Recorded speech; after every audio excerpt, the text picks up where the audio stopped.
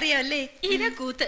പിന്നെ ഈ വർത്താനം പറഞ്ഞൊക്കെ എന്താ അറിവില്ല? പോയേച്ചി, സിംഗപ്പൂരിൽ ജനിച്ചു വളർന്നെന്ന് പറഞ്ഞപ്പോ ഞാൻ കരുതി അമ്മച്ചി ഇംഗ്ലീഷ് പഠിപ്പിക്കാൻ ട്യൂഷൻ ടീച്ചറെ വെക്കണമെന്ന് പറഞ്ഞ് പൈലിച്ചാൻ എന്തൊരു കളിയാക്കായിരുന്നു. എന്റെ പിള്ളേരെ, ആ കൊച്ചിത്തിരി കാറ്റു കൊള്ളട്ടെ. ഓ, ഈ അമ്മച്ചിക്ക് പുത്ത മരുമകൾ വന്നപ്പോ ഞങ്ങൾ മക്കളെ ഒന്നും വേണ്ട. അതേടി, എനിക്കിനി നിന്റെ ഒന്നും ഓരോ ഓശാരവും വേണ്ട. മോള് വാ. സണ്ണിച്ച പെമ്പിളയും കൊണ്ട് സിംഗപ്പൂര് പോകുമ്പോ അമ്മച്ചി എന്നെ എടുക്കുന്ന അറിയാലോ. സിംഗപ്പൂരിലല്ല, ഈ വീടിന്റെ പടി കടത്തി ഞാൻ എന്റെ മോളെ എങ്ങും വിടത്തില്ല. അമ്മച്ചി ഇത്രയും കാലം കണ്ണിൽ എണ്ണയൊഴിച്ച് കാത്തിരുന്ന് കിട്ടിയതാ എന്റെ കുഞ്ഞിനെ. വാ മോളെ. അമ്മച്ചി, ഞാൻ ഇറങ്ങാ.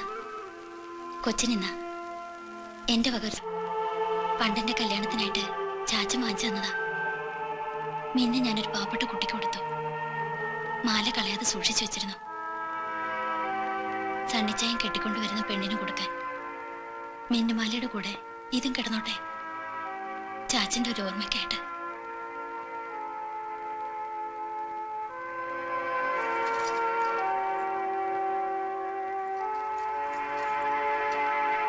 സണ്ണിച്ചായ, നാളെ കാലത്ത് രണ്ടാളും കൂടി പോയി ചാച്ചനെ കുഴിമാടത്തിൽ പ്രാർത്ഥിക്കണം. സണ്ണിച്ചാന്റെ പെണ്ണിനെ എനിക്കിഷ്ടപ്പെട്ടു. നല്ല കുട്ടി. കർത്താവ് എല്ലാം നന്നായി വരുത്തും. ഞാൻ വരട്ടെ.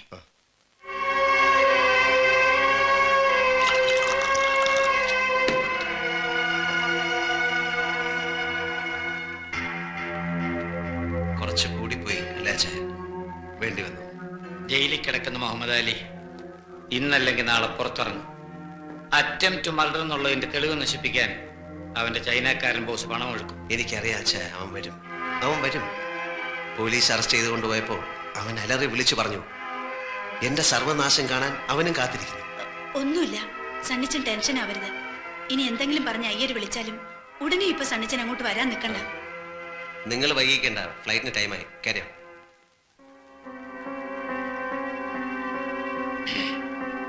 ഇനി ആരോടും യാത്ര പറയാൻ നിൽക്കുന്നില്ല.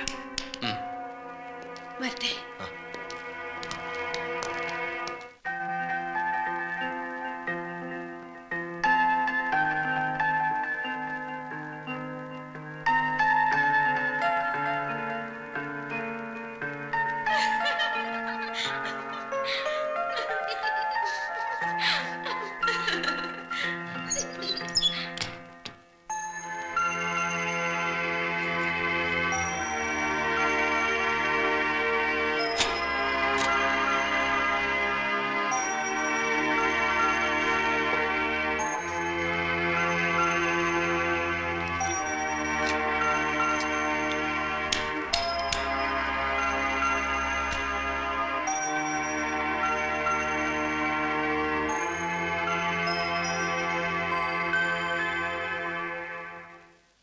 എന്നാ മുറിക്കകത്താകാം.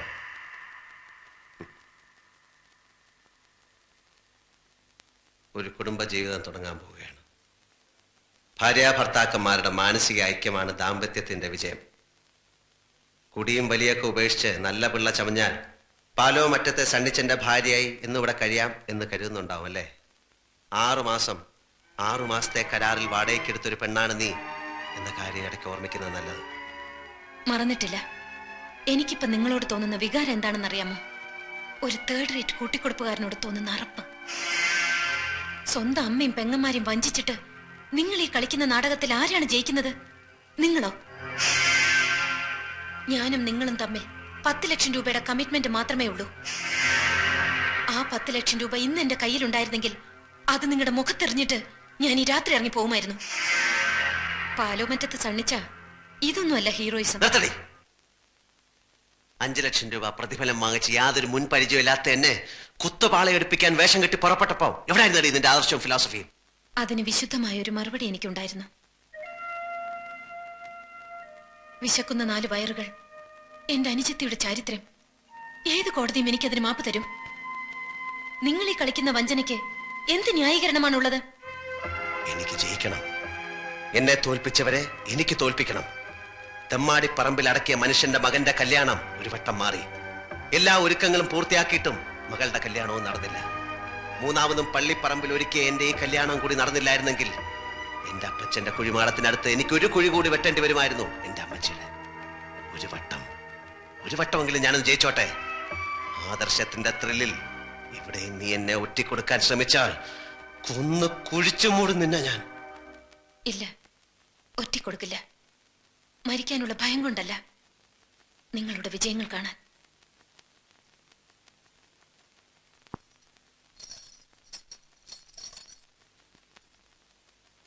തലമുറകൾ കൈമാറാൻ നിങ്ങളുടെ ചാച്ചൻ തന്ന ഈ പവിത്രമാല ഇതെന്റെ കഴുത്തിൽ കിടന്ന് കളങ്കപ്പെടണ്ട. മോളിക്കുട്ടി സിസ്റ്റർ ചോദിച്ചാൽ പെട്ടിയിൽ വെച്ചിട്ടുണ്ടെന്ന് പറഞ്ഞേക്കാം.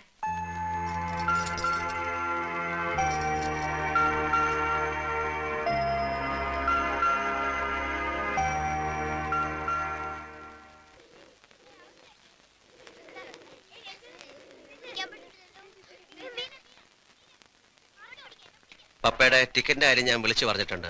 നാളെ കഴിഞ്ഞ് ശരിയാവും. ഞാൻ കാലത്തെ തന്നെ അങ്ങ് പോവുക. അർത്തിങ്കപ്പള്ളിയിൽ ഒരു നേർച്ചയുണ്ട്.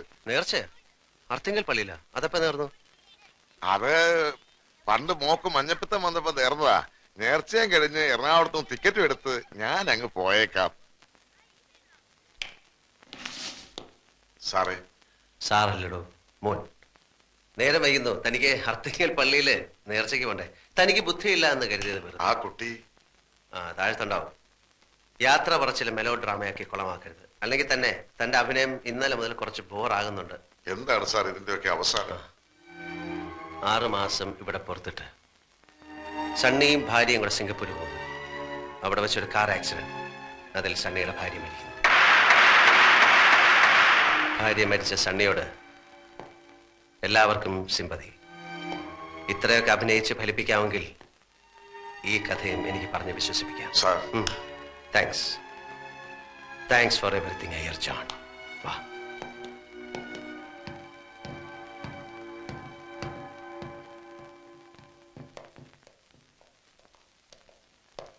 അവിടെ എത്തി നേരം കിട്ടിയ വീട്ടിലറ്റം പോയി എനിക്കിവിടെ സുഖാണെന്ന് പറഞ്ഞേക്കോ.